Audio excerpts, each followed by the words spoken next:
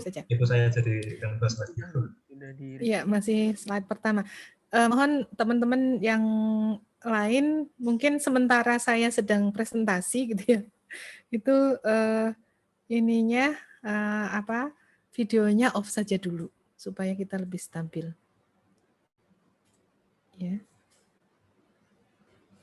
Baik.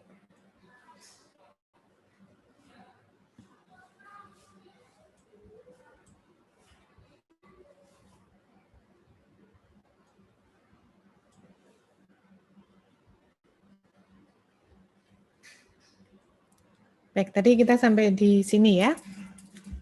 Jadi kewajiban itu harus disajikan jangka pendek dan jangka panjang. Nah, kewajiban yang disajikan jangka pendek itu yang seperti apa sih? Di dalam PSAK 1 tentang penyajian laporan keuangan itu diatur. Ya, yang pertama adalah entitas itu memperkirakan akan menyelesaikan liabilitas tersebut dalam siklus normal operasi perusahaan. Ya. Dan siklus normal operasi perusahaan itu sebenarnya waktunya itu bisa macam-macam. Ya. Kalau misalnya warung makan, itu siklus operasi normalnya sehari. Dia mengubah uang menjadi uang lagi itu cuma sehari sebenarnya gitu ya. Tapi ada juga yang siklus normal operasi perusahaannya itu panjang sekali. Misalnya perusahaan kapal perang misalnya gitu ya. Untuk membuat satu kapal itu dia butuh waktu lebih dari 1 tahun kalender gitu ya. Jadi siklus normal ya. Tapi pada umumnya di dalam akuntansi itu menentukan waktunya adalah 12 bulan. Ya. Yang ketiga ya. Yang kedua dulu. Entitas memiliki liabilitas tersebut untuk tujuan diperdagangkan. Kalau tujuannya itu untuk diperdagangkan, diperjualbelikan, dia mengeluarkan instrumen bond gitu ya. Bukan untuk di-hold dalam jangka panjang, bukan dikeluarkan sekarang terus nanti ditunggu jatuh tempo 5 tahun baru saya lunasi. Tapi memang tujuannya itu saya menerbitkan bond itu untuk ditradingkan. Nah, itu berarti semuanya akan masuk jangka pendek ya. Atau yang ketiga, liabilitas itu jatuh temponya diselesaikan dalam waktu 12 bulan. Berarti dia dikategorikan jangka pendek ya, 12 bulan atau kurang. Atau entitas tidak memiliki hak pada akhir periode pelaporan untuk menangguhkan penyelesaian liabilitas selama sekurang-kurangnya 12 bulan setelah periode pelaporan. Jadi dia tidak punya hak untuk menunda pembayaran. Ya. Karena sifatnya biasanya kontraktual. Ya. Kalau memang harus diselesaikan dalam 12 bulan, ya harus selesai 12 bulan. Gitu ya.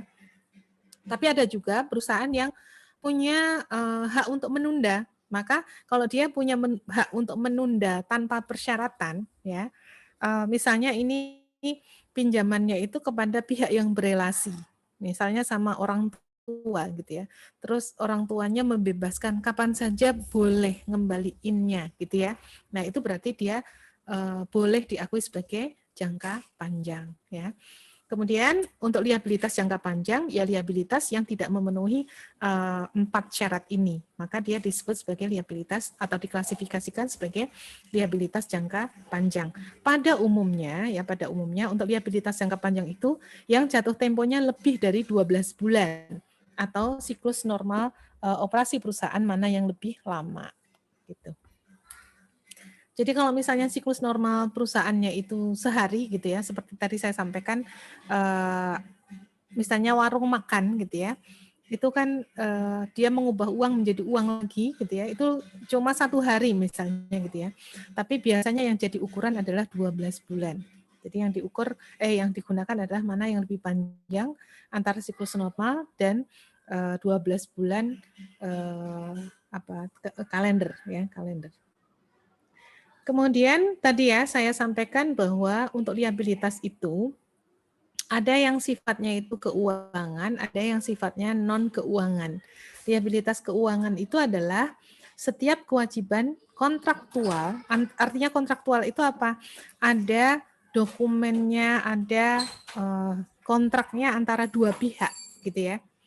Untuk menyerahkan kas atau aset keuangan lain kepada entitas lain, atau untuk mempertukarkan aset keuangan atau liabilitas keuangan dengan entitas lain dengan kondisi yang berpotensi tidak menguntungkan entitas. Ya, contohnya apa sih ini yang tidak menguntungkan entitas ini, masih ingat nggak?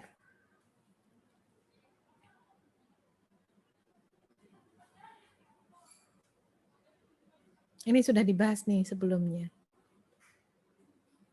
Apa ini contohnya?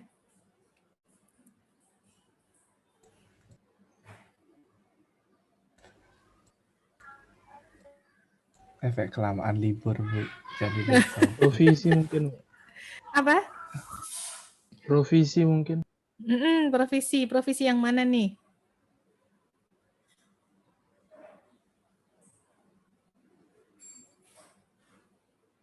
Masih ingat purchase commitment? Iya, Bu. Purchase commitment bisa menimbulkan provisi ya? Bisa, Bu. Ya. Ya, Bu. Itu sifatnya kontraktual, ya nggak?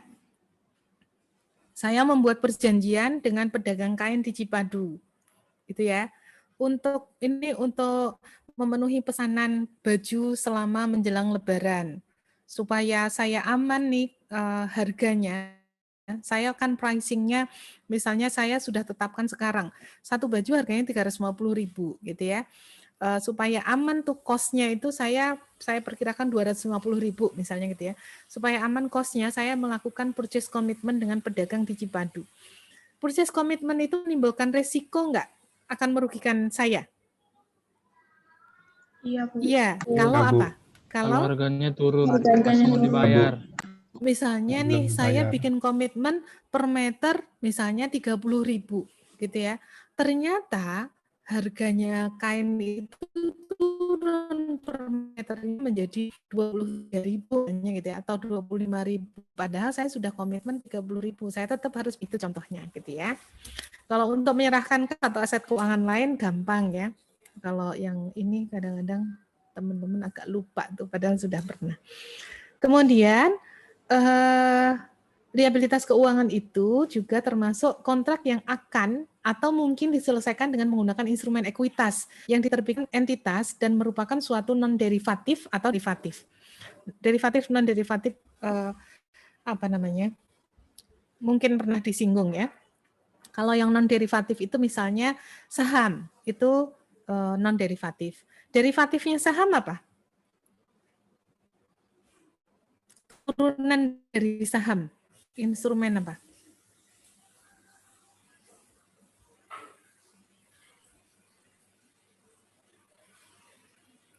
Apa?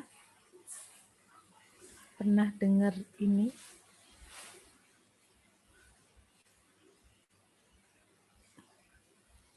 Ada instrumen turunan ya. Warrant atau option. Warrant atau option itu apa sih? Dia sertifikat untuk yang memberikan hak kepada pemegangnya untuk membeli saham. Waktu tertentu, harga tertentu gitu. Ini diperdagangkan enggak? Iya, di negara-negara maju derivatif itu diperdagangkan. Ya. Bahkan kalau di kenapa? Yang derivatif itu komoditas.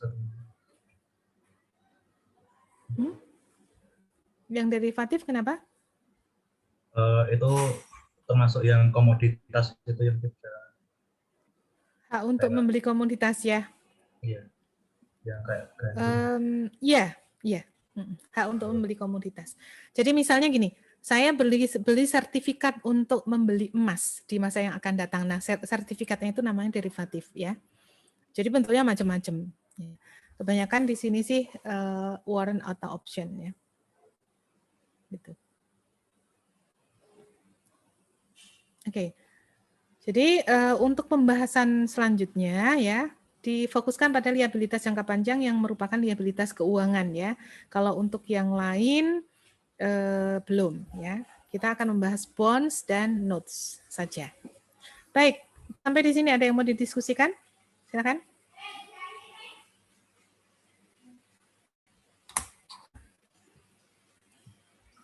Belum, Bu. Mungkin belum, lanjut ya. Ya, lanjut, Bu, lanjut. Baik, liabilitas keuangan menurut PSAK 71 ya, pernyataan standar akuntansi keuangan nomor 71 itu bisa disajikan ya, bisa disajikan atau diukur ya dengan dua pendekatan, yaitu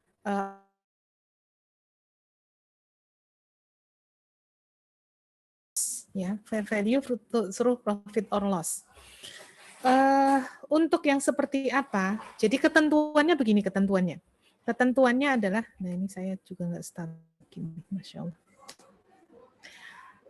Ketentuannya adalah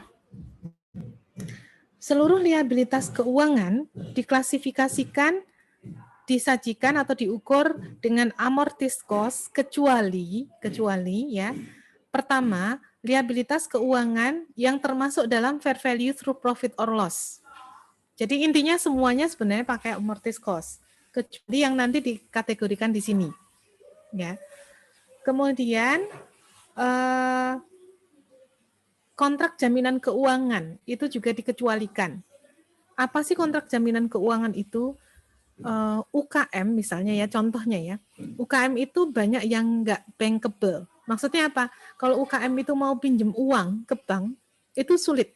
Karena dia tidak menarik lah bagi bank gitu.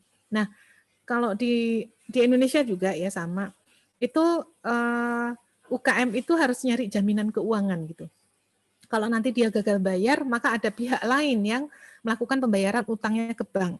Ya, nah itu namanya kontrak jaminan keuangan. Ya. Kalau di Indonesia itu ada namanya perusahaan penjamin kredit yang dibentuk oleh pemerintah, ya, yang akan menjamin utang-utangnya UKM. Ya, dengan syarat tertentu gitu. Jadi kontrak jaminan keuangan itu juga tidak menggunakan amortis cost. Kemudian yang ketiga, komitmen penyediaan pinjaman dengan suku bunga di bawah pasar. Ini juga tidak disajikan pada amortis cost-nya. Kemudian yang keempat, imbalan kontingensi yang diakui oleh pengakuisisi. Ini terkait dengan akuisisi perusahaan. Jadi intinya semuanya amortis cost kecuali hal-hal ini. Nah, yang disajikan dengan fair value through profit or loss, ya, nilai wajar yang nanti perubahan nilai wajarnya itu mempengaruhi profit loss di net income, itu yang pertama adalah kalau liabilitas keuangan itu dimiliki untuk diperdagangkan, ya. Jadi dia sengaja diterbitkan itu untuk diperdagangkan. Sekarang memang belum banyak, tapi ada kemungkinan ke depan gitu ya. Ada orang menerbitkan instrumen utang itu untuk diperdagangkan saja, bukan untuk nyari uang dalam jangka waktu panjang gitu. Kemudian yang kedua, jika resiko kredit liabilitas keuangan dikelola dengan derivatif kredit yang diukur dengan fair value through profit or loss, gitu ya. Jadi jika resiko kredit dari kewajiban tersebut dikelolanya itu dengan derivatif kredit yang disajikan atau diukur dengan fair value through profit or loss. Ini memang agak ribet ya. Jadi kalau saya punya utang, gitu ya, itu saya bisa seperti penjaminan. Ini sebenarnya seperti jaminan keuangan. A ini punya utang ke bank, ya. Kemudian A ini supaya bank ini percaya, dia nyari penjamin kredit.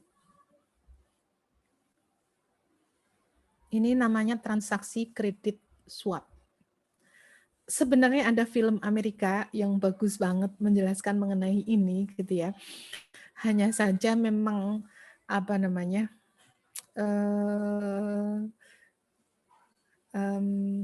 polusinya banyak ya. Saya pernah nonton filmnya, judulnya itu The Big Short. Ini kisah nyata. Kisah nyata mengenai kondisi Amerika pada tahun 2008. Ya, terjadi ketika terjadi krisis keuangan di sana gitu ya, itu banyak sekali muncul transaksi kredit swap ini. Ya, jadi pada saat itu dipermudah kredit untuk beli rumah gitu ya. Kemudian karena transaksinya itu besar sekali, banyak dan besar jumlahnya, kapitalisasinya di pasar modal gitu ya. Maka kemudian ada ada perusahaan yang menawarkan produk baru namanya credit swap ini gitu. Jadi ada yang menjamin utang si A ini. Bank atau si A yang mencari penjamin gitu ya, yang nanti bayar. Nanti kalau si A ini gagal bayar, maka si penjamin itu yang akan bayar gitu. Nah, kalau jaminannya itu menggunakan fair value through profit or loss ya, maka utangnya itu dikategorikan juga dengan fair value through profit or loss gitu. Ya. Kemudian yang ketiga, dimiliki untuk tujuan dijual atau dibeli kembali dalam jangka waktu dekat. Ya sebenarnya ini mirip diperdagangkan ya. Saya mengeluarkan instrumen utang sekarang, tapi kayaknya gini, kalau ternyata misalnya market rate-nya itu turun, saya rugi dong bayar tinggi gitu ya. Nanti saya beli aja deh, saya lunasi lebih cepat gitu. Ya, jadi dimiliki untuk tujuan dijual atau dibeli kembali dalam jangka waktu yang dekat.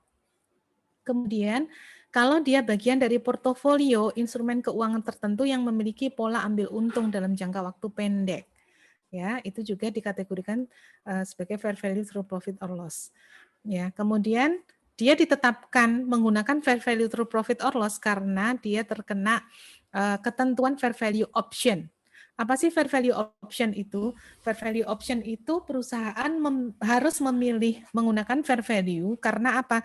Karena terjadi accounting mismatch, ya. Karena terjadi accounting mismatch. Accounting mismatch itu apa sih? Kalau saya mengelola sesuatu dengan sesuatu yang lain, misalnya gini, misalnya teman-teman lihat tadi anak saya banyak ya. Nah, saya itu 7 sebenarnya malahan. Jadi untuk kewajiban saya nguliahin anak di masa yang akan datang gitu ya, itu kan kewajiban saya tuh ya sebagai orang tua. Itu saya mengelola kewajiban tersebut dengan aset. Asetnya itu misalnya saham yang saya beli di pasar modal Indonesia, di BEI, Bursa Efek Indonesia gitu. Nah, saham saya itu diperjualbelikan tuh, diperdagangkan, saya perdagangkan. Maka saham saya itu yang saya pakai untuk mengamankan dana pendidikan anak saya gitu ya. Itu saya ukur dengan nilai wajar. Maka kewajiban saya itu juga harus diukur dengan nilai wajar gitu. Bisa dipahami teman-teman?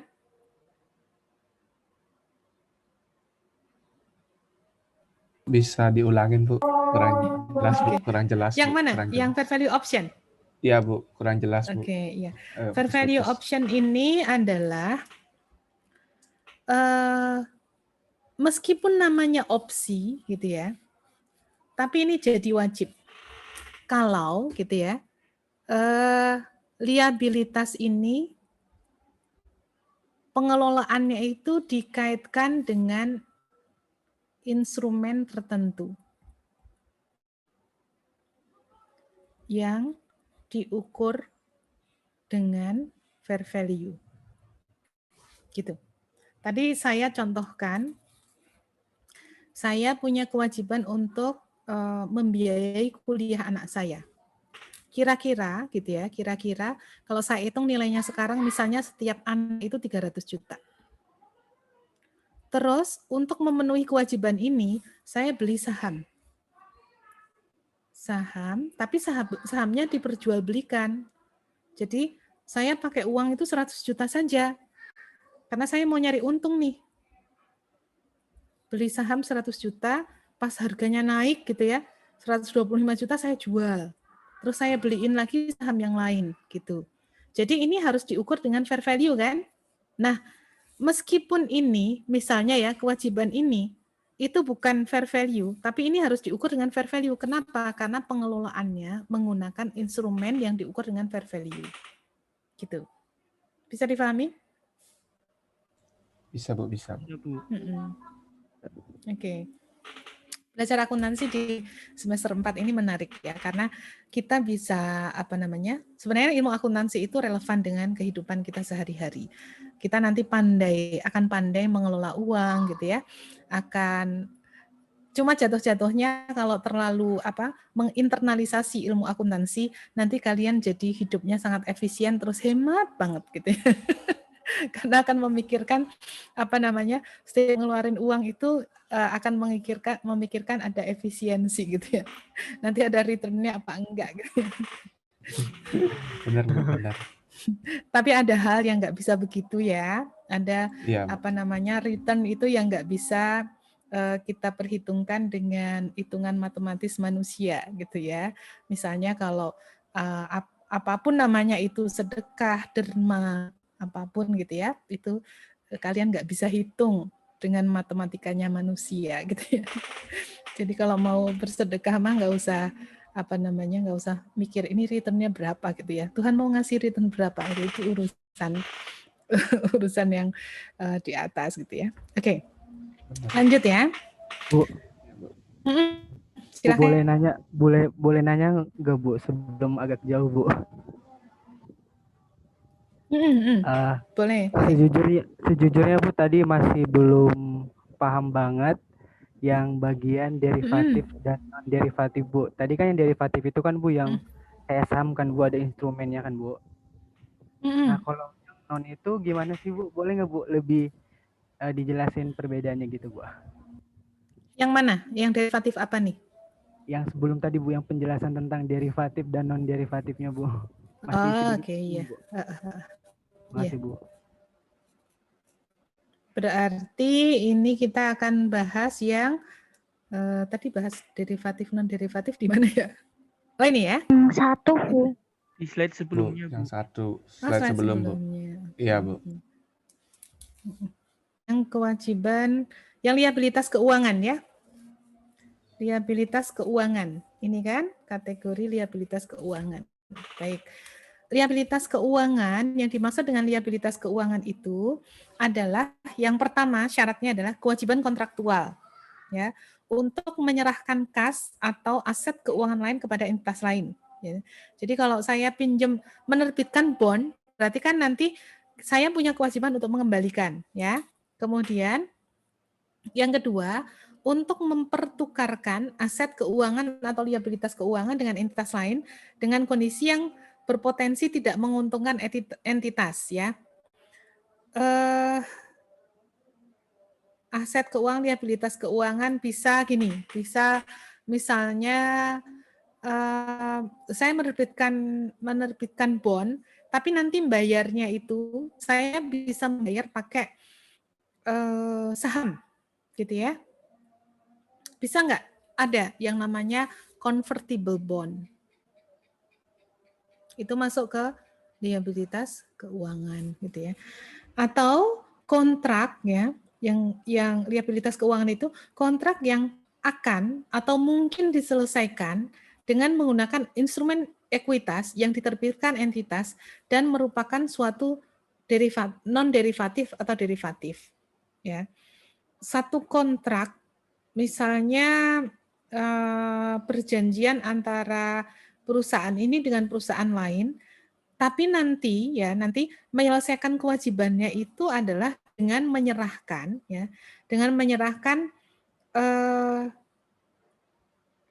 instrumen ekuitas gitu. Instrumen ekuitas yang non derivatif itu berarti apa? Saham. Ya. Yang derivatif itu apa? Derivatifnya saham itu apa tadi? Yang derivatifnya saham. Warrant atau option. Nah, warrant atau option itu apa sih gitu ya? Kalau ini sebenarnya terbatas warrant dan option ya. Tetapi bentuk derivatif sendiri banyak sekali. Ya, ada derivatif utang dan sebagainya. Kalau di sini khusus untuk ekuitas ya. Jadi ekuitas itu apa sih bentuknya? Saham kan? Nah, derivatifnya saham itu adalah warrant atau option. Warrant atau option itu memberikan hak kepada pemegangnya untuk membeli ya saham pada waktu tertentu dan harga tertentu. Ya. Jadi gini misalnya ada perusahaan yang sahamnya itu diincar oleh investor.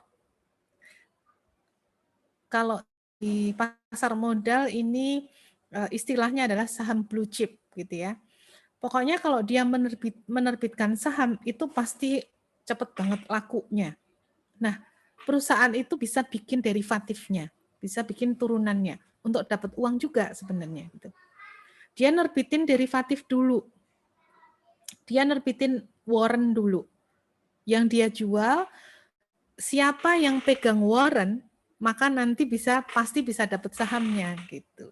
Jadi misalnya nih harga sahamnya itu 100 gitu ya, harga warrantnya itu 1 gitu. Tapi ini sebenarnya dia hanya memberikan hak untuk bisa membeli yang 100 ini gitu. Bisa dipahami?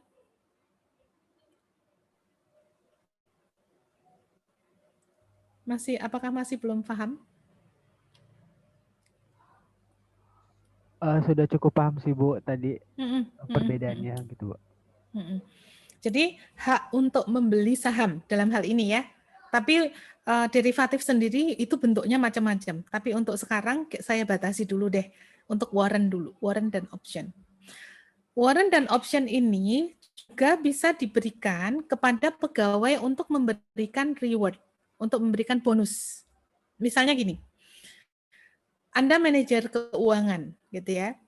Terus direktur perusahaan itu menjanjikan kalau nanti net income perusahaan itu naik 10%, maka saya berikan derivatif namanya option kepada manajemen tersebut, gitu ya, kepada manajer tersebut untuk membeli saham perusahaan 1.000 lembar dengan harga Rp100 misalnya. Kapan bisa dipakai? Dipakainya mulai 1 Januari 2022. Nah, sekarang 1 Januari 2022 itu sudah bisa dipakai, harga sahamnya pada saat itu Rp150. Maka saya bisa belinya itu hanya dengan harga Rp100. Saya untung 50 gitu. Tapi kalau harga sahamnya nanti turun gitu ya, maka saya akan rugi. Bukan rugi sih sebenarnya. Ya nggak ada harganya tuh option gitu. Karena ternyata harganya di bawah Rp100 gitu ya. Jadi gini, jadi di dalam derivatif itu selalu ada pihak yang diuntungkan, ada pihak yang dirugikan. Seperti tadi saya contohkan purchase commitment. Purchase commitment itu ada yang diuntungkan dan pasti ada yang dirugikan gitu. Oleh karena itu kalau di dalam agama saya itu nggak boleh. Ya. Nggak boleh transaksi derivatif itu.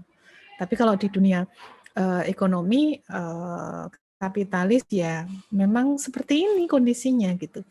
Dan sebenarnya memang perdagangan derivatif itu benar-benar harus dibatasi supaya kita tidak mengalami seperti yang terjadi di Amerika.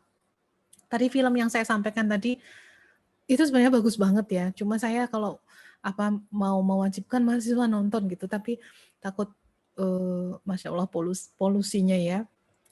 Itu ada ya gitu deh. Pokoknya film Amerika gimana sih? Filmnya tentang finance tapi ininya banyak. Ada Selena Gomez gitu yang tiba-tiba muncul pakaian minim dan sebagainya gitu. Ada Brad Pitt Bu ya, ada Brad Saya Pitt. pernah sih. Hah? Ada Brad Pitt kalau nggak salah. Saya lupa itu siap. Saking nonton film itu sepanjang nonton harus mikir gitu ya. Sampai saya lupa siapa yang pemain utamanya gitu. Tapi pemain utamanya bintang film yang terkenal gitu ya. Boleh sih sebenarnya ditonton sama cowok-cowok tapi bagian yang tadi itu dipotong-potong gitu ya. Dulu saya begitu.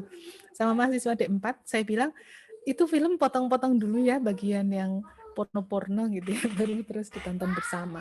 Gitu. Itu bagus untuk menjelaskan tadi derivatif karena memang yang menyebabkan perekonomian Amerika itu down pada saat itu adalah tingginya perdagangan derivatif. Berupa apa? Credit swap namanya ya. Credit swap yang tadi penjaminan tadi. Gitu. Oke, lanjut. Boleh lanjut? Boleh Bu. Oke. Kapan diakui liabilitas keuangan? Liabilitas keuangan itu diakui jika tentu saja kalau di akuntansi itu sebenarnya urusannya itu gampang ya. Kan ada berapa hal? Pengakuan, pengukuran ya, pengukuran, terus penyajian, pengungkapan ya. Ada 4 hal ini kan yang diatur di akuntansi. Kapan sih diakui? Diakui itu kalau memenuhi definisi gitu. Dan bisa diukur dengan andal gitu ya. Jadi kapan bisa diakui liabilitas keuangan? Jika dan hanya jika entitas memiliki salah satu pihak, menjadi salah satu pihak dalam suatu kontrak instrumen liabilitas tersebut. Jadi kalau kita punya punya transaksi atau kejadian yang membuat kita itu memiliki ini. Kewajiban untuk mengalihkan sumber daya ekonomi sebagai akibat peristiwa masa lalu. Kalau kita menjadi salah satu pihaknya itu, maka kita mengakui liabilitas keuangan. Nah, bagaimana pengakuannya gitu ya? Pada saat pengakuan awal kita akan ukur dengan amortis cost terlebih dahulu. Ya. Kemudian pertimbangkan biaya transaksi. Ya, pertimbangkan biaya transaksi. Jadi kalau menggunakan amortis cost ya, maka cost-nya yang digunakan untuk mengukur nilai wajar dikurangi dengan biaya transaksi. Misalnya menerbitkan bonds ya, nilainya 1 juta. Terus ada biaya transaksinya 3.000. Maka nilai amortis cost-nya atau nilai cost-nya berapa? Kalau ini belum amortis cost ya, nilai cost-nya berapa? 997.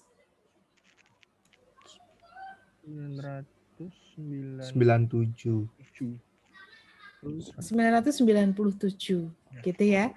997.000 gitu ya. Jadi dihitungnya itu dengan cost ya. Nah, nanti kemudian selisihnya kan ini nilai jatuh temponya 1 juta gitu ya, tapi kita mengakui 997.000. Selisihnya ditangguhkan dan diamortisasi ke laba rugi. Ya, nanti ada amortisasi. Amortisasinya ke nilai bondnya tersebut. Nanti kita bahas lagi. Kemudian yang kedua, kalau dia diklasifikasikan harus diukur dengan fair value through profit or loss, maka ukurnya adalah nilai wajar.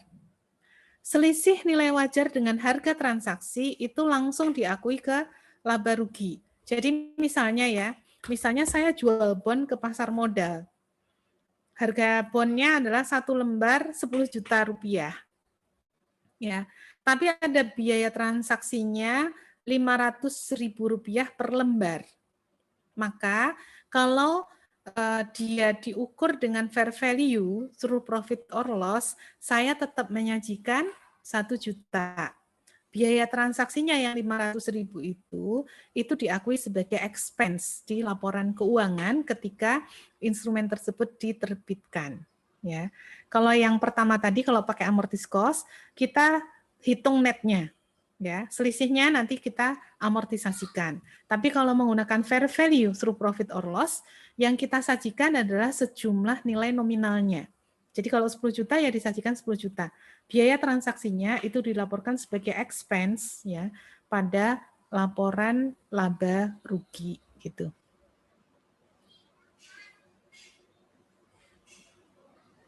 Oke, ada pertanyaan untuk pengukuran?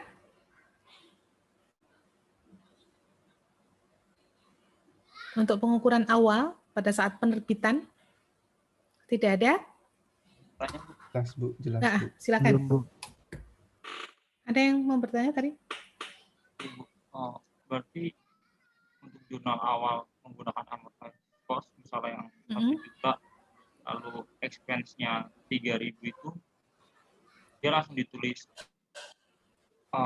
cash terhadap sahamnya 997.000 gitu. Ini instrumennya instrumen utang ya, jadi bukan saham ya, bonds ya. Oh iya, yang liabilitas maksudnya. Iya betul. Jadi kalau misalnya nih kasusnya adalah biar nilainya agak gede deh, 10 juta terus biayanya 500.000 gitu ya. Maka kalau pakai amortis cost itu ya dihitungnya sebesar cost-nya. Dia dapat cash-nya berapa netnya? 9.500.000 ya. Iya, Bu. Pada bond payable gitu, 9.500.000. Tapi kalau menggunakan fair value through profit or loss, dia dapat cash-nya sama sih sebenarnya 9.500.000 gitu. Tapi dia mengakui bond payable-nya 10 juta. Kemudian dia mengakui Interest, biaya ya. transaksi ya. Interest ya. Bukan interest, ini biaya transaksi. Oh, iya. Sebesar 500.000 gitu. Ini bukan interest ya, ini biaya transaksi. Bedanya di situ. Untuk pengakuan awal, ya, pengakuan awal. Pengukuran pada saat pengakuan awal. Nah, bagaimana dengan pengukuran selanjutnya? Kalau dia dikategorikan sebagai amortis cost, maka biaya yang diamortisasi. Nah, ini nanti kita hitung efektif interest-nya berapa sih ini, gitu ya. Berapa sih efektif interest? Efektif interest itu apa sih? Kita menghitung berapa bunga efektif dari suatu instrumen. Kita bandingkan cost dengan nilai nominal 500 dengan 10 juta, jatuh temponya misalnya sekian tahun gitu ya. Nanti bisa kita cari berapa sih bunga efektifnya. Bunga efektif itu bisa sama dengan bunga pasar ya, tapi bisa juga berbeda karena pengaruh biaya transaksi. Kemudian untuk yang diklasifikasikan ke dalam fair value through profit or loss, ya, maka dia selalu disajikan pada nilai wajarnya, ya, selalu disajikan pada nilai wajarnya. Cuma untuk disajikan sebagai nilai wajar, pada nilai wajar itu ada kemungkinan perubahannya itu sumbernya dua, ya, karena risiko kredit. Misalnya karena perubahan rating itu nanti dicatatnya itu pada OCI, ya, karena perusahaan itu misalnya ratingnya turun. Nanti kita belajar tentang rating ya. Satu perusahaan itu kredibilitasnya terhadap utang itu bisa diberikan. Lagi-lagi ini di film itu tadi dijelaskan bagus banget ya mengenai kredit rating ya. Jadi ada yang kredit ratingnya itu bagus, triple A misalnya gitu ya. Kriterianya 3. Kalau perbankan sekarang malah jadi 5. Jadi dunia itu semakin berhati-hati dengan utang ya. Makanya kalian kalau mumpung kalian itu belum punya kemandirian finansial, menurut saya sangat bagus kalau kalian tuh punya prinsip dalam hal utang ini. Karena dunia pun juga semakin berhati-hati dengan utang gitu ya. Kalau saya sih prinsipnya saya tidak mau beli aset gitu ya, yang bukan investasi dengan utang. Jadi kalau aset yang dipakai sendiri jangan berutang. Ya. Kadang-kadang sih ada orang yang bilang kalau rumah susah, buktinya bisa kok. Gitu. Saya bisa. Caranya apa? Dengan nabung. Jadi waktu awal-awal jadi pegawai, awal-awal menikah itu saya ngontrak dulu gitu ya. Lama ngontraknya memang gitu ya karena harus cukup nabung gitu ya. Nanti baru bisa beli rumah gitu. Tapi ya ini sih prinsip pribadi ya. Saya nggak bisa menginikan kepada kalian. Tapi pada dasarnya itu orang sudah berhati-hati atau dunia sudah berhati-hati. Jadi setiap perusahaan atau setiap pihak, bukan perusahaan ya, setiap pihak yang mengeluarkan instrumen utang itu harus dinilai kredibilitasnya oleh pihak ketiga. Nah, pihak ketiga ini adalah perusahaan pemberi rating. Ya. Bu Menteri Keuangan pernah marah tuh sama satu perusahaan pemberi rating karena memberikan rating ke pemerintah Indonesia itu di bawah A. Diberikan rating B. Bu Menteri, wah ada apa nih dengan kredibilitas kita gitu sehingga kemudian dikeluarkan. Karena pada umumnya kalau untuk pemerintah itu ratingnya A gitu ya. Ya memang sih beberapa kali di Amerika state government ya, pemerintah negara bagian itu gagal bayar. Makanya dulu pada saat saya belajar akuntansi, itu pemerintah itu nggak perlu rating. Yang perlu rating itu perusahaan. Nah sekarang ketika saya ngajar gitu ya, ternyata pemerintah itu harus diberikan rating karena pemerintah pun juga tidak bebas dari resiko gagal bayar utang gitu ya. Nah, saya kembali ke sini ya. Jadi kalau perubahan nilai utangnya itu tadi karena berubah rating, kalau perusahaan itu berubah rating, kira-kira harga atau nilai utangnya itu semakin besar atau semakin kecil? Misalnya, kalau saya perusahaan A misalnya PT A, tadinya ratingnya A nih, dia nerbitin surat utang 10 juta itu bisa dijual 9.500.000 saja dia laku. Tapi begitu dia turun ratingnya jadi B, yang nilai 10 juta ini orang nggak mau beli 10 kok 9.500.000. 10.500.000 ya. 10.500.000 saja laku. Padahal nanti baliknya cuma 10 juta gitu ya. Tapi kalau ratingnya itu B, maka ini harus diskon nih, 8 juta baru laku gitu. Jadi semakin turun ratingnya, ya dia semakin dapat uangnya itu semakin susah. Dia ngeluarin instrumen utang itu semakin susah jual gitu ya. Nah, kalau karena fundamental perusahaannya itu yang turun, maka nanti selisih nilai wajarnya itu kita laporkan sebagai bagian dari OCI. Tapi kalau karena pasar secara keseluruhan ya, misalnya Indonesia lagi down nih karena pandemi. Berarti seluruh emiten atau seluruh perusahaan di Indonesia yang punya instrumen utang memang kondisinya turun. Nah, kalau yang seperti itu dilaporkan di laba rugi. Cara misahinnya gimana? Jelimet. Jadi saya nggak ajarkan. Ya, nanti langsung disampaikan kepada mahasiswa kalau memang harus keluar di latihan atau ujian. Yang karena perubahan rating segini, yang karena perubahan pasar segini, gitu ya. Jadi yang faktor lain ini nanti akan langsung dipisahkan dengan yang karena perubahan rating. Begitu. Oke. Mungkin masih terasa sulit gitu ya. Nggak apa-apa, karena memang belum baca. Ya, nanti harus lihat video lagi, lihat penjelasan yang lain lagi. Video mengenai materi kuliah ini banyak ya. Ada Pak Reza, itu mahasiswa saya dulu, itu memang dari kuliah D3, itu saya sudah ngajar Pak Reza itu ya, yang jago pajak ya. Itu memang dari D3 itu sudah saya sering jadikan asisten gitu. Jadi kalau teman-teman nggak ngerti, Reza tolong dijelaskan ke teman-teman gitu.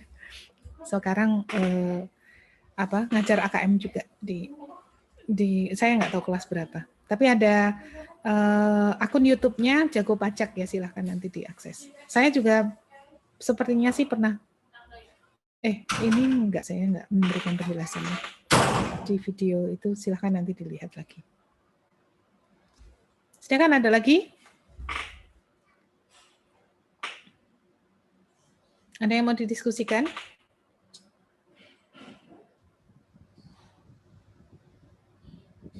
Izin bertanya, Bu.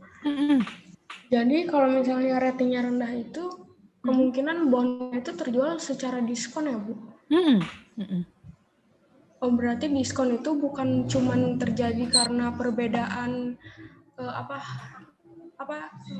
rate market kayak gitu, sama perbedaan bunga pasar sama bunga yang ada di bondnya, bukan cuma karena itu ya, Bu? Jadi sebenarnya gini, ya itu faktor juga. Jadi yang mempengaruhi harga instrumen di pasar modal itu banyak sekali, ya, banyak sekali. Apa saja? Internal perusahaan itu ngaruh, ya, kondisi kredibilitasnya, kemudian kondisi keuangannya dan sebagainya itu ngaruh. Kemudian kondisi pasar secara keseluruhan itu juga berpengaruh, gitu.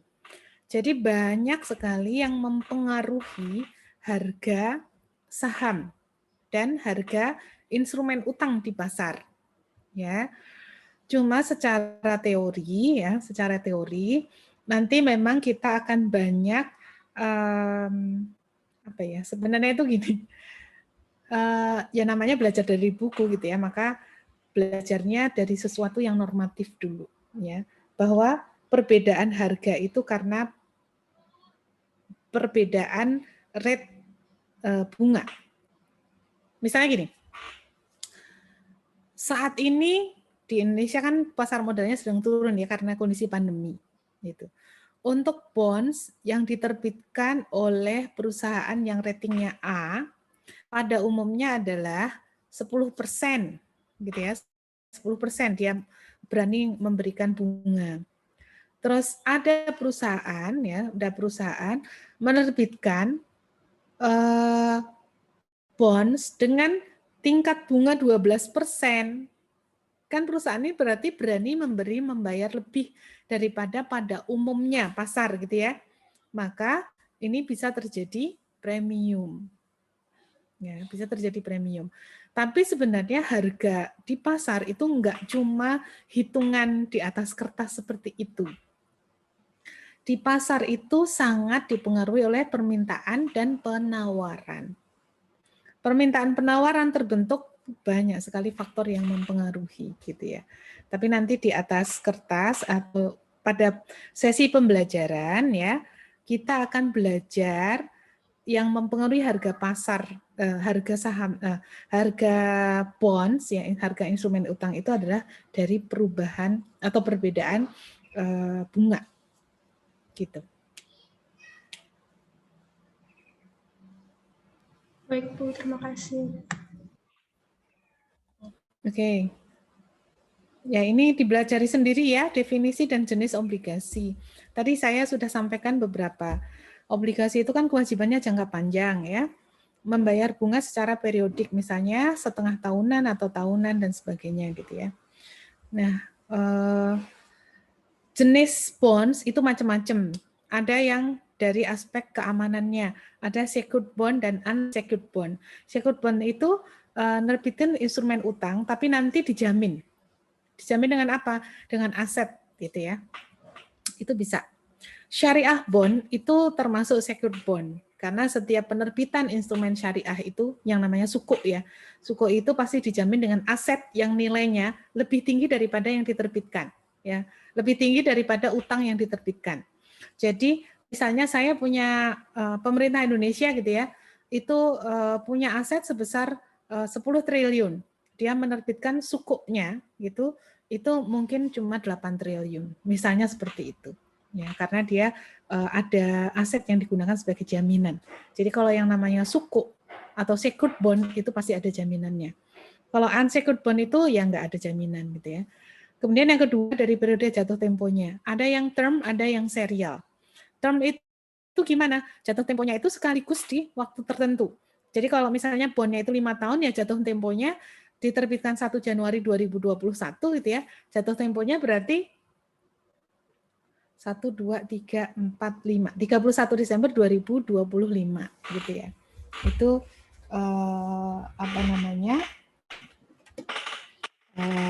term bond. Kalau serial bond setiap tahun jatuh tempo dengan nilai nominal secara prorata ya. Jadi misalnya nerbitin 10 triliun misalnya gitu ya. Setiap tahun selama 5 tahun maka setiap tahun akan jatuh tempo sebesar 2 triliun gitu. Itu namanya serial bond. Jadi ada yang jatuh temponya itu berseri. Nah, dalam pembelajaran saya tidak mengajarkan ini karena ini jauh lebih rumit daripada term bond. Jadi untuk pembelajaran kita hanya akan belajar term bond saja. Ya. Kemudian callable bond. Callable bond itu bond yang bisa sewaktu-waktu itu dilunasi. Jadi tetap ada jatuh temponya misalnya 5 tahun, tapi saya bilang ini callable. Callable. Jadi kapan di call-nya? Kalau tadi misalnya nerbitin bondnya sekarang pada saat kondisi pasar modal sedang lesu, berarti bunganya itu harus ditetapkan tinggi atau rendah kalau pasar modal lagi lesu? Tinggi atau rendah? Tinggi. tinggi supaya laku terjual gitu ya. Misalnya untuk 5 tahun ke depan. Ternyata pemulihan ekonomi nasional berhasil dalam waktu setahun. Amin gitu ya. Semoga beneran berhasil. Dan kondisi perekonomian Indonesia membaik. Pasar modal juga membaik. Saya tadinya nerbitin bond dengan 15%, ternyata setahun kemudian di pasar itu untuk bond serupa hanya 10%. Rugi nggak kalau saya teruskan sampai lunas, sampai jatuh tempo? Rugi, Bu. Rugi ya, karena yang lain cuma bayar 10%, saya bayar 15%. Maka saya kasih fitur pada saat nerbitin bond tersebut callable. Ketika tingkat bunga turun, saya lunasi saja segera.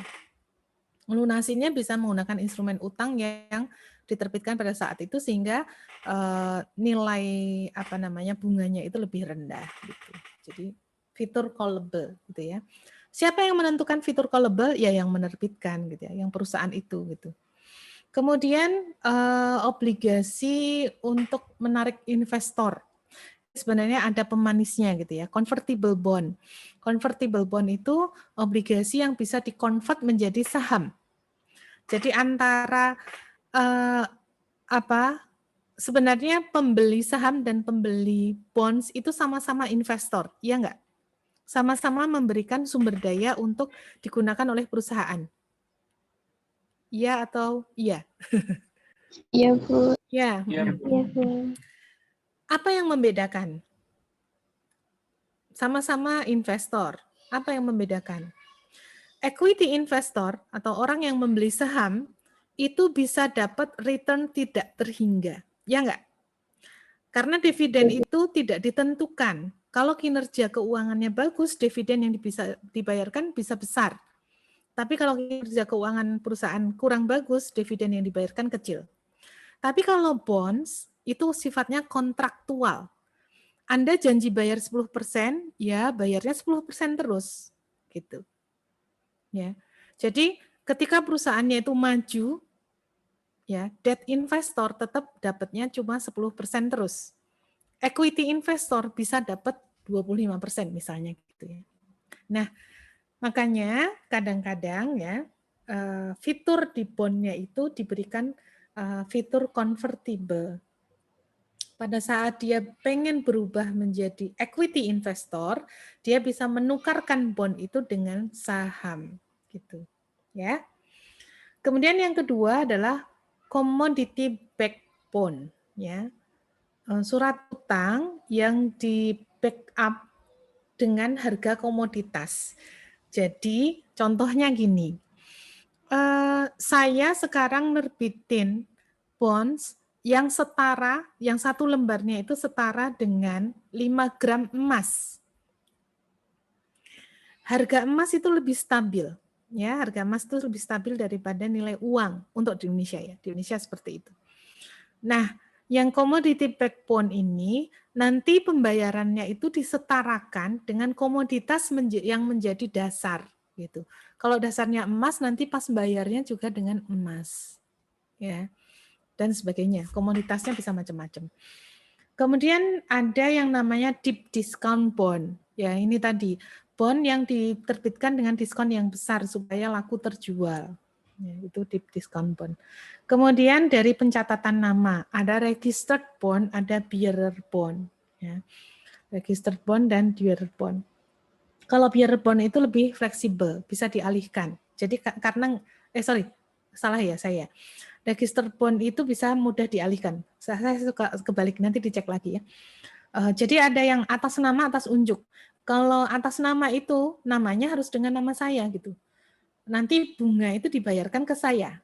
Tapi kalau yang atas unjuk itu siapa saja yang memegang, itu bunganya akan dibayarkan kepada pemegang. Gitu ya. Kemudian bagaimana pembayaran bunga obligasi ya? Menurut aspek pembayaran bunga obligasi ada income bond, ada revenue bond. Kalau income bond itu biasanya ini adalah pemerintah yang diterbitkan oleh pemerintah dan tidak semua pemerintah menerbitkan income bond ya. Dia akan dibayarkan dengan income. Kalau perusahaan atau penerbitnya itu untung baru bayar bunga gitu. Kalau revenue bond itu bond yang dibayar dari revenue tertentu. Ini juga pemerintah biasanya. Dua-duanya ini pemerintah. Kalau di Amerika itu ada yang namanya misalnya property tax revenue atau income ya. Jadi pajaknya itu salah satunya kegunaannya adalah untuk membayar bond memang gitu ya. Atau ada yang special assessment ya. Special assessment itu pemerintah membangun fasilitas.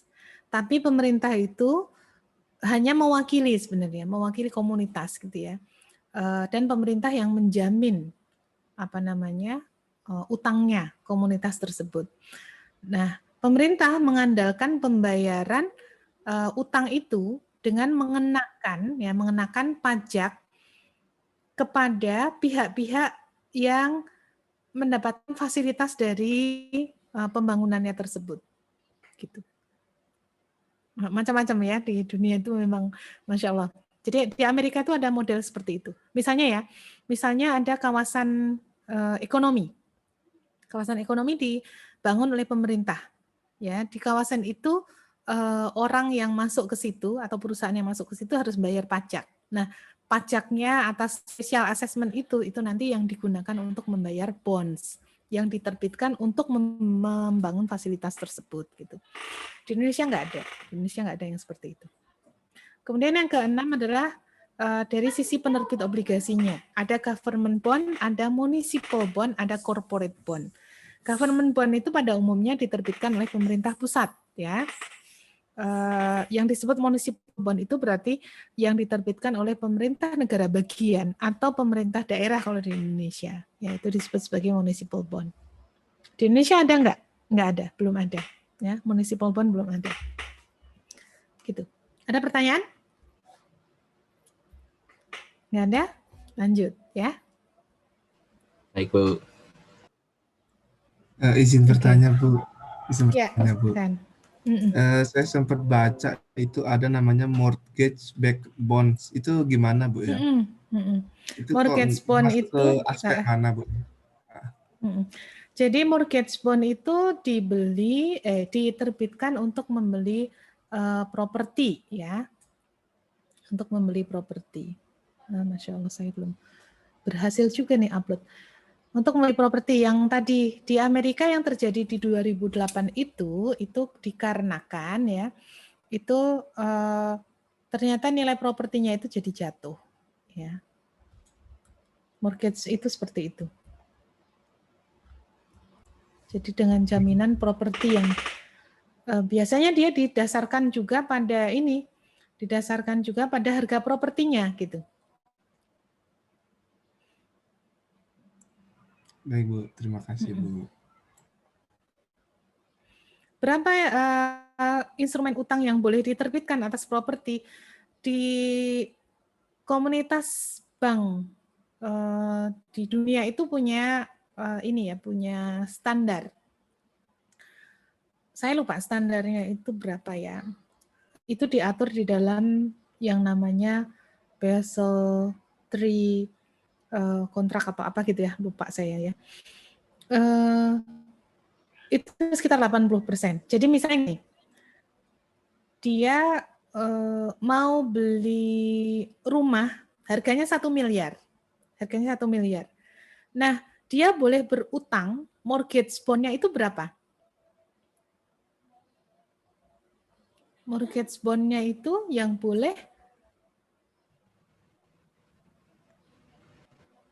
boleh diterbitkan berapa? Kalau 80%? Berapa 800 juta, Bu ya? 800 juta, Bu. Ya, 800 juta. Jadi hanya boleh menerbitkan mortgage bond sebesar 800 juta. Itu maksudnya mortgage bond. Baik, Bu. Terima kasih, Bu. Ada lagi? Instrumen utang tuh banyak banget ya, karena memang mungkin bisnisnya perusahaan keuangan itu sangat tergantung pada itu berbagai macam instrumen utang itu gitu. Izin Bu, berarti Ya. tadi yang properti itu harganya berdasarkan NJOP ya Bu? Enggak, harga pasar. Oh, harga pasar ya. Oke Bu, baik Bu. Ya. Oke, lanjut. Bu, izin bertanya Bu. Iya. Tadi kan dikatakan kalau misalnya tadi kan untuk bond itu ada, untuk jatuh temponya ada 3, yang term bond, serial bond, sama callable bond. Nah, tapi untuk yang di AKM ini lebih menekankan di term bond Bu, atau gimana Bu? Iya, betul. Oh iya. Jadi izin mengkonfirmasi juga Bu. Jadi misalnya di term bond itu bondnya itu didasarkan pada jatuh tempo dari prinsipalnya. Jadi untuk bond ini prinsipalnya itu kan akan jatuh tempo hanya pada saat waktu tertentu saja. Misalnya kalau di Kieso itu kan ada contoh menerbitkan bond 10.000, tingkat bunganya itu 10% selama 5 tahun tenornya. Jadi untuk bentuk yang term bond, nilai 10.000-nya ini hanya akan jatuh tempo pada akhir tahun kelima, sedangkan pada saat pembayaran bunga hanya akan membayarkan bunganya saja. Kayak gitu Bu, atau gimana? Iya, betul. Betul seperti itu. Oke Bu, terima kasih Bu. Jadi gini, saya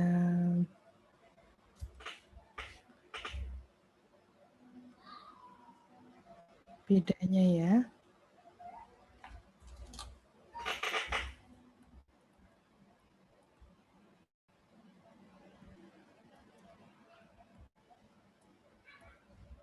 Tadi contohnya 10.000, 10% ya.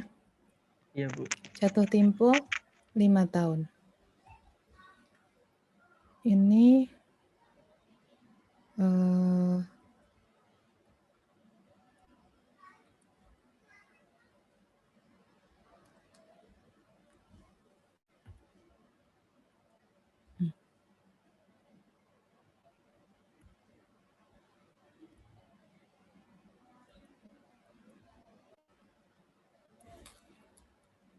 ini tahun pertama, kedua, ketiga, keempat, kelima.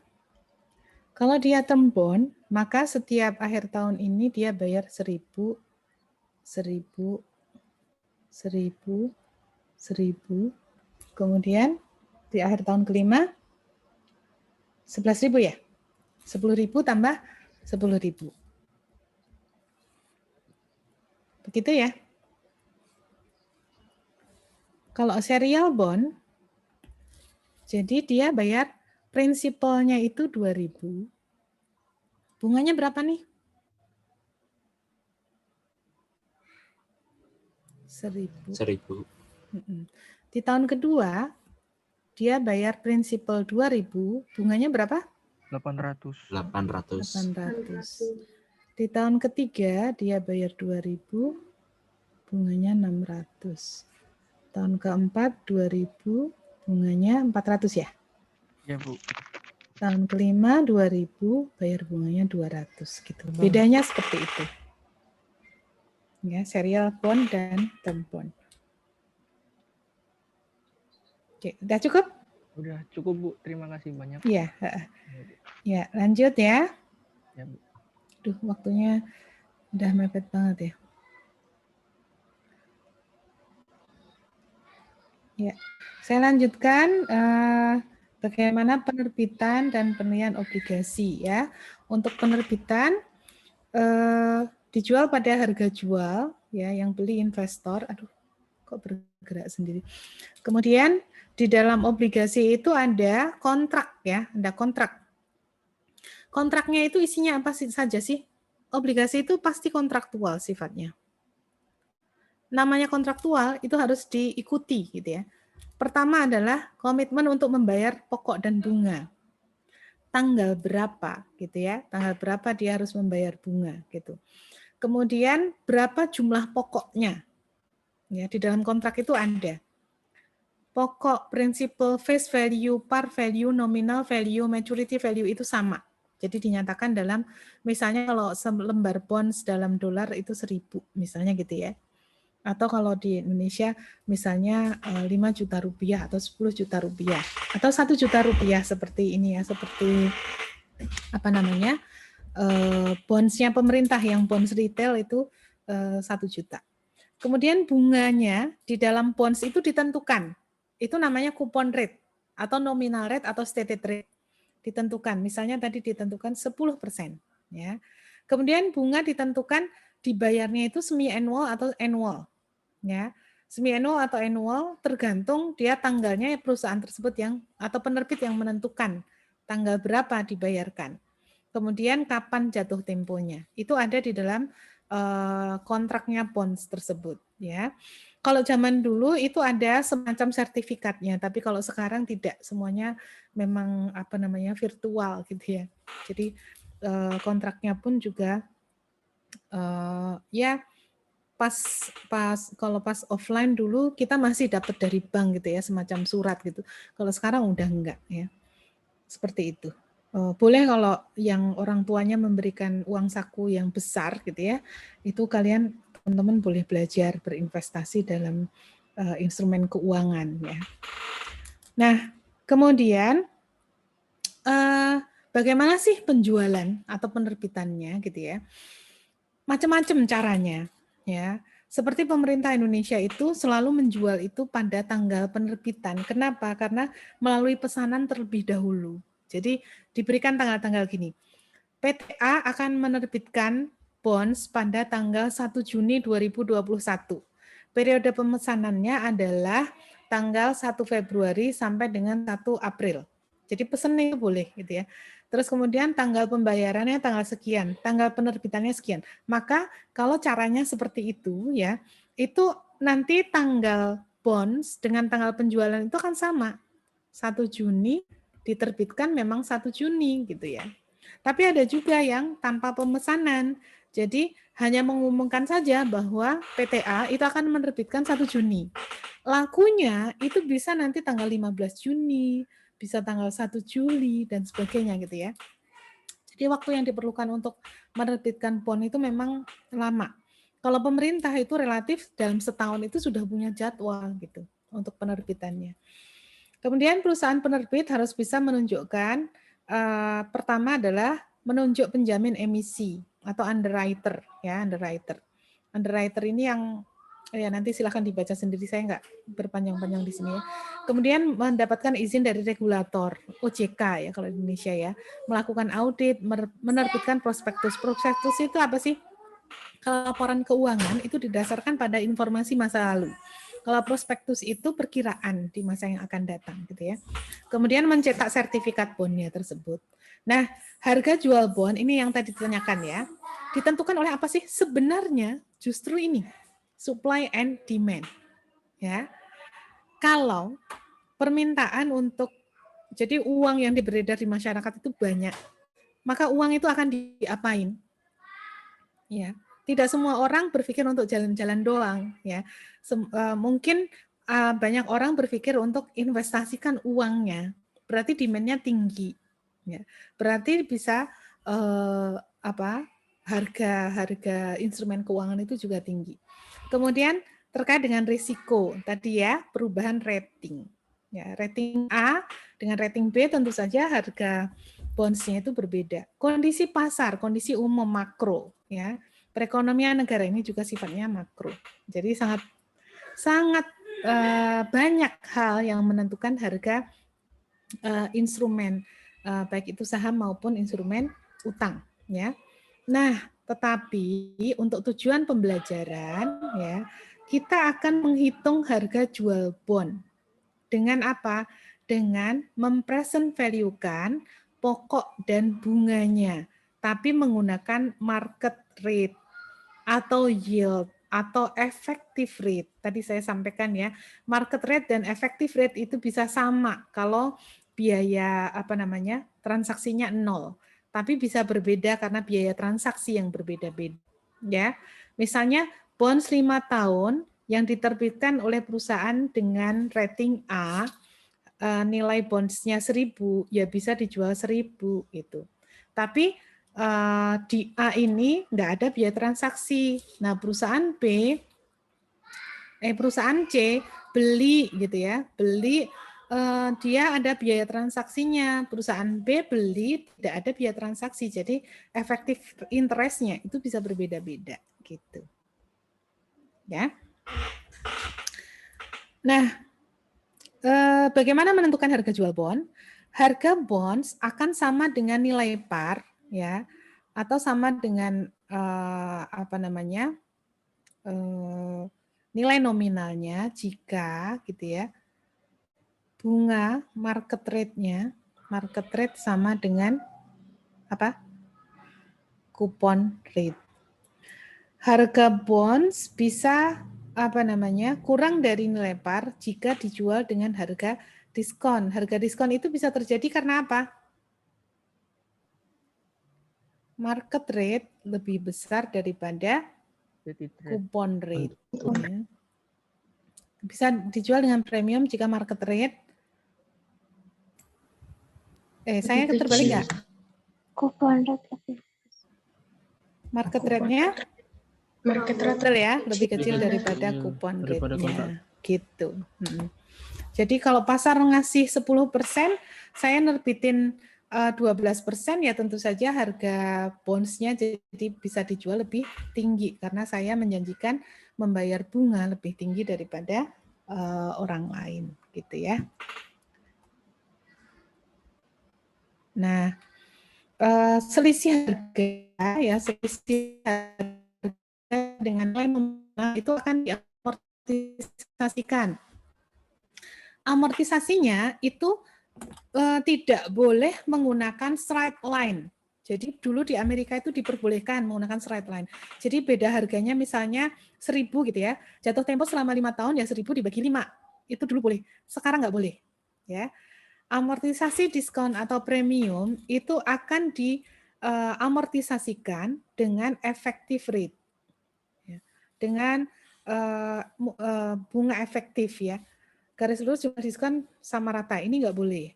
Dalam metode bunga efektif, besarnya amortisasi diskon itu dihitung dengan mencari selisih antara beban bunga dengan bunga yang dibayarkan oleh penerbit obligasi kepada pemegang obligasi. Nanti kita lihat bagaimana caranya. Dan ini sebenarnya teman-teman sudah paham ya. Metode sungguh bunga efektif menghasilkan beban bunga periodik sebesar persentase tetap dengan menggunakan bunga pasar awal dikalikan dengan jumlah nilai tercatat atau carrying value dari bondnya tersebut. Ya. Nilai carrying value-nya itu jumlahnya berapa? Nilai nominal dikurangi dengan diskon atau ya ditambah dengan premium yang belum diamortisasi atau disebut juga sebagai book value. Ya. Yang ditentukan oleh standar adalah menggunakan effective interest method. Ya, jadi tidak boleh menggunakan menggunakan straight line method, itu nggak boleh.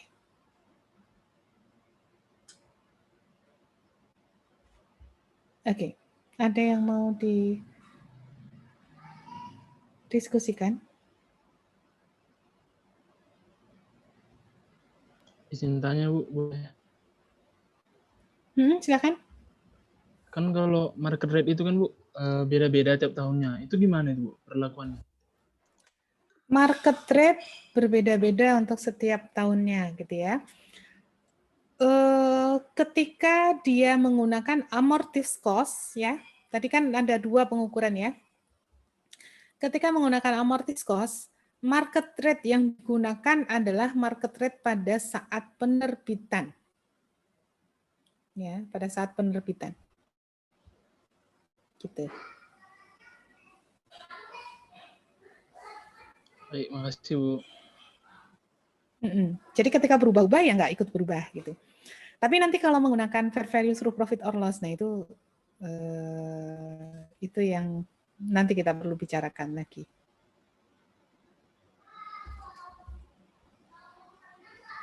Ada lagi?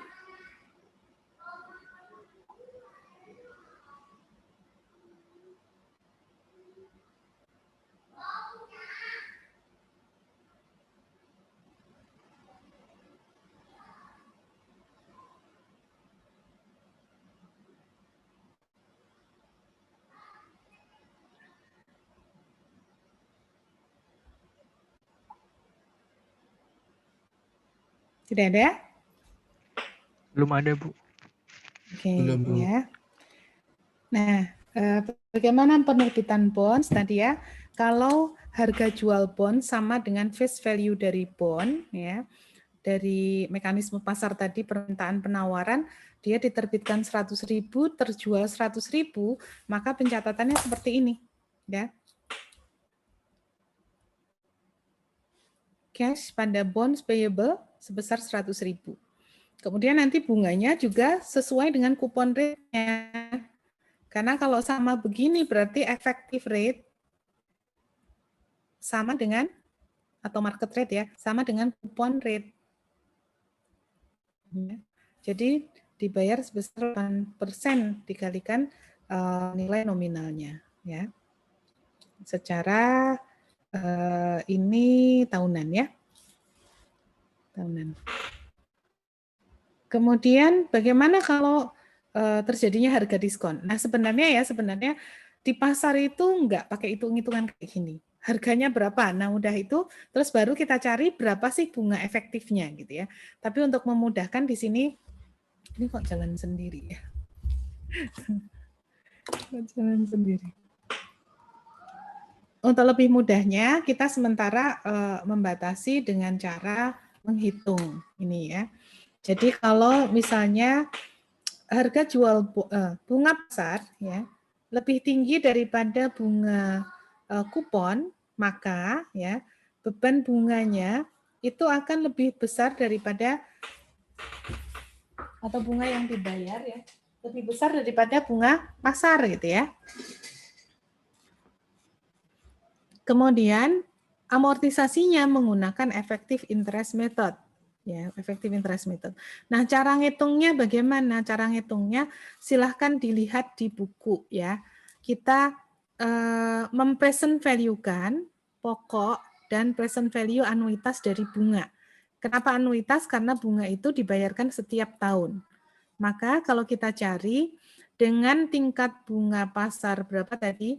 9% dengan N-nya itu 5, pembayarannya 5 kali, maka kita akan peroleh untuk yang single amount-nya atau pembayaran pokoknya saja, itu dikalikan 0,64993. Jadi yang 100.000 itu ketika jatuh tempo, nilai sekarangnya adalah 64.993. Sedangkan bunganya yang setiap tahun dibayar 8.000 selama 5 tahun, itu nilainya adalah 3,88965. Jadi totalnya adalah sekian. Maka present value dari bondnya sekian. Dicatatnya, cash pada bonds payable sebesar 96.110 gitu ya. Kemudian pembebanan bunganya ini dengan menggunakan bunga efektif. Bunga efektifnya 96.110 dikalikan dengan 9%. Ya, dapat 8.640. Tetapi bunga yang dibayarkan cuma 8.000. Sehingga selisihnya itu akan kita akui sebagai amortisasi. Ya, karena ini amortisasi diskon ya, maka amortisasinya itu akan menambah nilai bonds sampai dengan akhir jatuh tempo nanti nilai bondnya itu akan sama dengan nilai jatuh temponya. Jadi carrying value-nya akan sama dengan nilai jatuh temponya gitu. Baik, ini sepertinya sudah ada notifikasi. Kurang berapa menit sih? Oh, udah jam 1 ya? Udah, Bu. Udah jam 1. Ya, kalian ikut dengar nggak? Masya Allah, suaranya berisik banget ya. Baik, apa namanya? Karena Zoom-nya harus ditutup, sepertinya akan digunakan lagi untuk yang lain ya, pukul 13.30. Jadi kita selesaikan untuk sesi Zoom-nya. Tapi untuk sesi WA grupnya silahkan kalau masih ada yang mau didiskusikan, karena materi kita juga belum selesai gitu ya. Baik, Bu. Baik, Bu. Baik, Bu. Saya tutup sesi kuliahnya sekarang. Terima kasih atas perhatian teman-teman, tetap semangat ya. Tidak ada yang sulit kalau kita mau belajar gitu ya, dan saya yakin kalian masih punya kapasitas belajar yang sangat-sangat besar ya, belum banyak urusan gitu ya. Kalaupun ada gitu ya, itu jadikan tantangan yang harus ditaklukkan gitu ya. Insya Allah kita ketemu lagi pekan depan. Assalamualaikum warahmatullahi wabarakatuh. Waalaikumsalam. Waalaikumsalam. Kita akhiri ya meetingnya ya. Makasih Bu.